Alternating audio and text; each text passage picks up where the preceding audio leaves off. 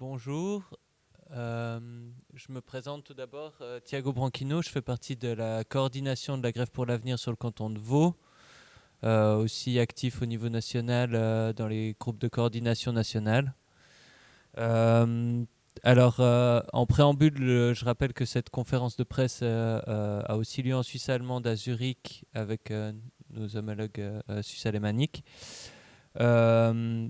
On est ici pour annoncer la prochaine mobilisation de la grève pour l'avenir, qui est donc le mouvement de convergence des mouvements sociaux, des syndicats. On est toujours aussi en contact avec les ONG, voilà, qui sont moins présentes ces derniers temps. C'est donc pour annoncer une première remobilisation après celle du 21 mai 2021 l'année passée, qui était une mobilisation très large, qui était surtout une première mobilisation pour thématiser cette convergence et montrer les endroits de convergence entre les différentes luttes sociales écologiques. Notre but après cette première mobilisation est une précision et une recentralisation autour de problématiques précises. Du coup, la mobilisation du 9 avril de cette année aura pour thématique la réduction du temps de travail, qui a été un endroit de lutte assez pour lesquels les endroits de convergence ont été faciles à trouver, je dirais.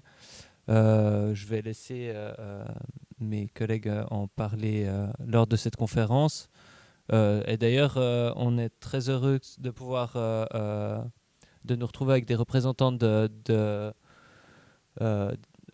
syndicats, donc en particulier d'UNIA, avec Alexandre Martins qui vient de Neuchâtel, de la grève féministe avec Emma Schneider qui vient de Fribourg, et de la grève du climat avec Thomas Bruchet à ma gauche qui vient de Genève. Donc on est une représentation autant des différents mouvements qui font partie de cette coalition de mouvements, de cette convergence, que des différentes régions géographiques de la Suisse romande qui se mobiliseront le 9 avril.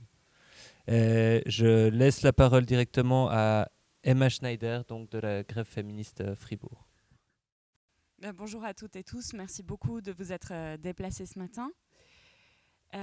Alors à ce jour, le travail reproductif, qui est essentiel au bon fonctionnement de notre société, est assumé en majorité par des femmes ou des personnes sexisées et fourni aux 3/4 gratuitement par elles. Charge mentale, tâches domestiques, soins aux personnes, charge émotionnelle, charge familiale. Il s'agit en moyenne de 4 heures par jour de travail non rémunéré et invisibilisé. Du côté du salariat, ce même travail du care, du soin, fait aujourd'hui encore partie des secteurs dits féminins où les femmes, les personnes sexisées et aussi les personnes racisées sont les plus représentées et parmi les moins bien payées. En Suisse, l'équivalent plein temps est extrêmement haut, avec une moyenne de 42 heures et 24 minutes par semaine. Nous avons le taux moyen le plus élevé d'Europe. Les exigences envers les employés vont vers toujours plus de flexibilité. Et évidemment, celles qui prennent en charge gratuitement une famille et des soins sont donc contraintes de réduire leur temps de travail salarié. D'après les statistiques établies sur des catégories binaires hommes-femmes, le temps partiel concerne aujourd'hui 6 femmes sur 10 contre seulement 1,8 hommes sur 10. Temps partiel, ça signifie aussi plus bas revenus et généralement obstacle à la formation continue et à la carrière, conditions de travail précaires, couverture sociale insuffisante et donc risque de pauvreté, notamment à la retraite, car le deuxième pilier est bas voire inexistant, d'autant plus si on a travaillé gratuitement au sein d'un ménage. Le système n'est pas fonctionnel et plusieurs pays européens tentent une diminution de leur temps de travail déjà inférieur au temps de travail suisse. Nous avons besoin d'une réduction du temps de travail. Le manifeste de la grève féministe du 14 juin 2019 dénonce le modèle patriarcal stéréotypé qui a servi de base pour la définition du temps de travail professionnel, soit un couple hétérosexuel au sein duquel un homme est salarié à plein temps hors du foyer et une femme travaille gratuitement à plein temps dans le foyer. En luttant pour une baisse massive du temps de travail sans précarisation des salaires, nous pouvons agir efficacement contre la répartition sexiste du temps de travail non rémunéré, contre la haute précarisation des personnes déjà précaires, sexisées et racisées, et contre un mode de production capitaliste insensé qui saccage notre écosystème et creuse les inégalités. En luttant pour une baisse massive du temps de travail sans précarisation des salaires, nous agissons pour que le travail du care ne soit plus d'abord féminin, pour un partage égalitaire du temps de travail domestique, éducatif et de soins, pour une meilleure couverture sociale, pour mettre l'humain et l'environnement au centre de notre économie. C'est pourquoi nous sommes pour la réduction massive du temps de travail. Merci beaucoup. Je passe ensuite la parole à Thomas Bruchet, donc militant de la grève du climat à Genève, pour nous parler du point de vue écologique de la question. Oui, bonjour à tout le monde, merci beaucoup d'être là aussi de ma part. Je pense qu'on peut se demander pourquoi est-ce que la grève du climat soutient aussi cette revendication. Eh bien, c'est relativement simple, c'est que pour faire face à la crise climatique, la réduction du temps de travail à salaire égal est une revendication absolument essentielle, et ce pour trois grandes raisons. D'abord, la première raison, c'est l'effet écologique direct de cette mesure. C'est-à-dire que la réduction du temps de travail à salaire égal permet une réduction des émissions de gaz à effet de serre et de l'utilisation des ressources dans la sphère productive. On a une étude qui a été menée en 2013 qui porte sur les pays de l'OCDE qui montre qu'une réduction du temps de travail de 10%, donc si on prend par exemple un temps de travail de 42 heures, ça signifierait un passage à 38 heures, ça donnerait lieu à une diminution, une réduction des émissions de CO2 de 4,2%. Et si on prend une réduction du temps de travail de 25%, donc si on reprend cet exemple, un passage de 42 heures à 31,5 heures, on aurait une réduction des émissions de gaz à effet de serre de 10,5%. On a aussi une étude plus récente qui s'est penchée sur la durée de travail idéale qu'il faudrait pour rester en dessous de l'objectif des 2 degrés, donc qui est moins ambitieux que notre objectif de 1,5 degré, mais c'est plus pour l'ordre d'idée. Et cette étude montre qu'il faudrait l'abaisser à 6 heures en Allemagne, 9 heures en Grande-Bretagne et 12 heures en Suède. C'est la productivité du travail qui fait la différence.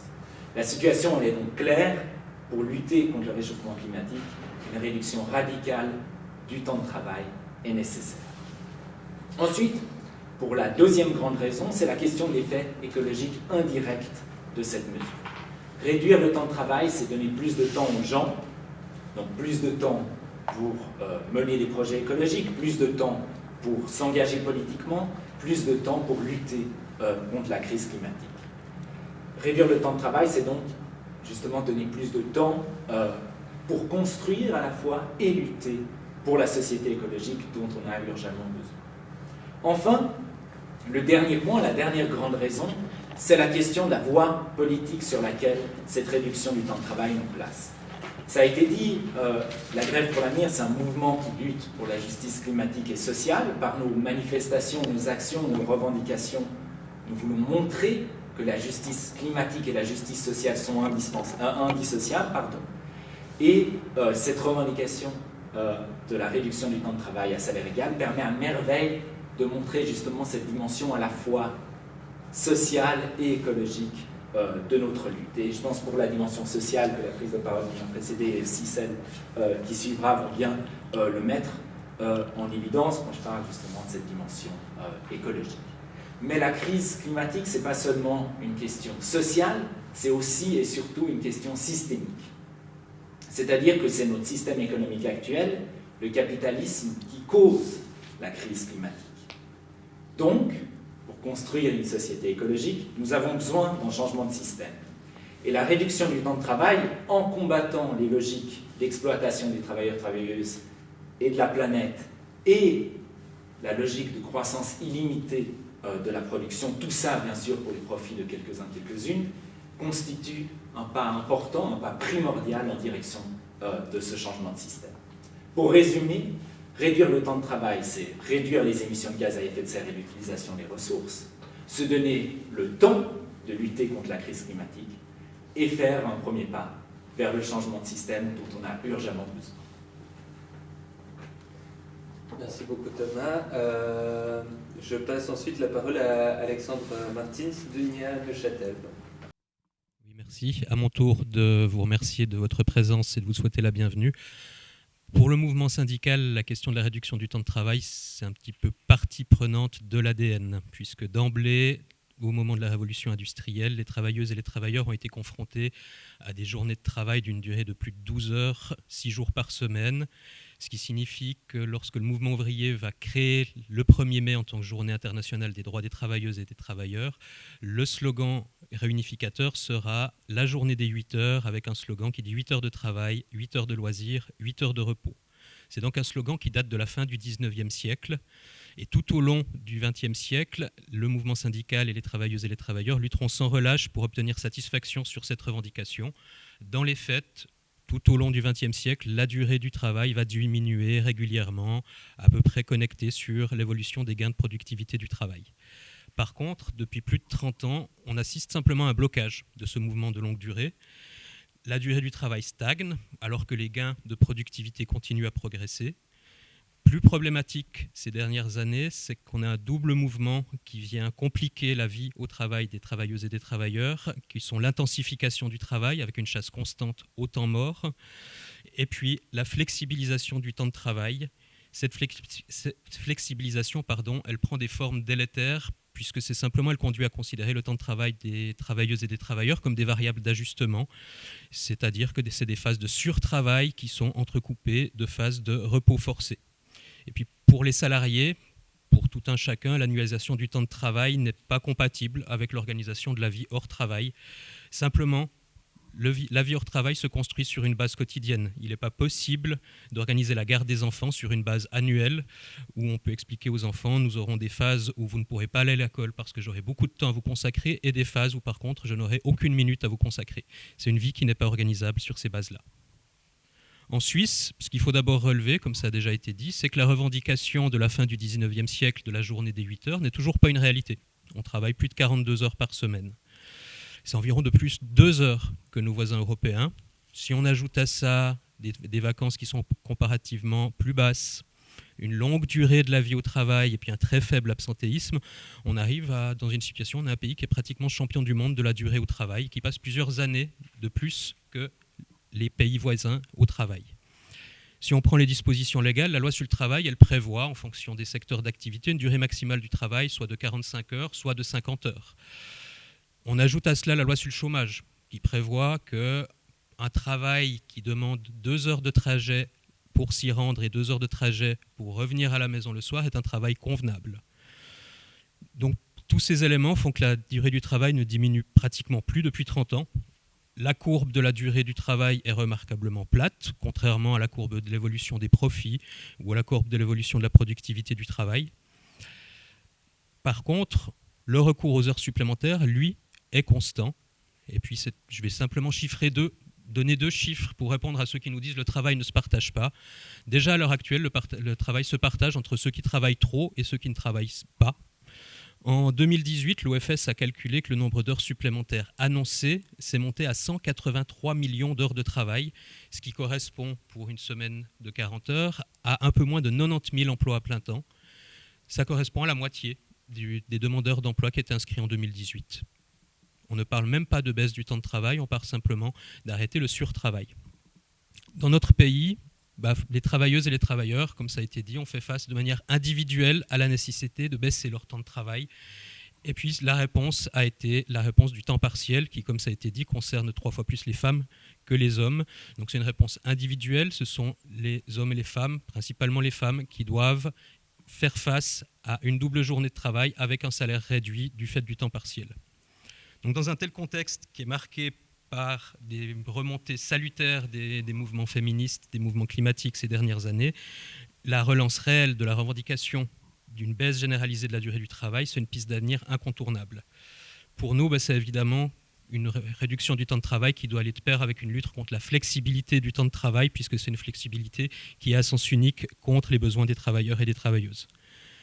Il va de soi également que pour nous, la revendication de baisse du temps de travail, ça s'entend sans baisse de salaire, ce qui serait juste un retour des choses partiel en vue d'un partage des gains de productivité, puisque ces dernières années, les gains de productivité ont été extraordinairement mal partagés, avec un décrochage majeur entre les profits et l'évolution des salaires. Encore un chiffre, je ne vais pas vous assommer de chiffres, mais les dividendes versés aux actionnaires des entreprises du SMI, donc le Swiss Market Index, c'est les 20 plus grandes entreprises cotées en bourse, elles sont passées de 25 milliards de francs en 2009 à plus de 39 milliards de francs 10 ans plus tard, donc une augmentation de 56% en 10 ans. Dans le même temps, les salaires réels sont restés stables, la durée du travail n'a pratiquement pas diminué. Donc ces simples éléments montrent qu'il n'y a pas d'obstacle économique à une réduction du temps de travail. Bien au contraire, ça permettrait de redresser un tant soit peu le partage inégalitaire de la richesse produite par les travailleuses et les travailleurs de ce pays. Face à cette situation, ce qui se passe au Parlement, ça va strictement dans le sens inverse, puisqu'en plus de vouloir que les femmes travaillent une année de plus, on y réclame des exceptions à ces maigres dispositions protectrices contenues dans la loi sur le travail qui font état des durées du travail de 45 à 50 heures. Pour nous, il est au contraire essentiel que les travailleuses et les travailleurs de ce pays puissent reprendre le contrôle sur leur vie, et ce qui passe par une reprise de contrôle sur leur temps de travail. Donc réduire le temps de travail, ça permet entre autres un meilleur partage des richesses produites, une moindre difficulté à la conciliation vie privée-vie professionnelle. Ça permet d'atteindre une société de plein emploi en évitant les souffrances dues à l'inactivité forcée. Ça permet de dégager du temps et de l'énergie pour des activités qui sont socialement utiles, le soin aux proches, les activités associatives, bénévoles, la culture, de diminuer le stress et la pression au travail, avec tout le cortège de maladies psychiques et physiques qui s'ensuit. Le Job Stress Index a estimé en 2020 que le stress au travail coûtait 7,6 milliards de francs aux entreprises chaque année. Les accidents au travail dus à la fatigue seraient également diminués. En un mot commençant, réduire la durée du travail, ça nous permet tout simplement de vivre mieux, et c'est urgent de le faire. Merci beaucoup.